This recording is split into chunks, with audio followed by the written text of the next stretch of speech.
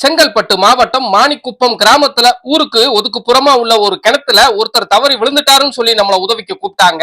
எங்களோட செய்யூர் மீட்பு குழு கிளம்பி போனாங்க. ஒரு குறிப்பிட்ட தூரத்துக்கு மேல வண்டி உள்ள போக வழி இல்லாததுனால நமக்கு தகவல் கொடுத்தவங்க கிட்ட இருசக்கர வாகனம் இருந்தா எடுத்துட்டு வாங்கன்னு எடுத்துட்டு வர சொல்லி கிணத்துக்குள்ள இறங்க தேவையான கயிறு, தலைக்கவசம், காலணிகளை எடுத்துக்கிட்டு இருசக்கர வாகனத்துல போனாங்க.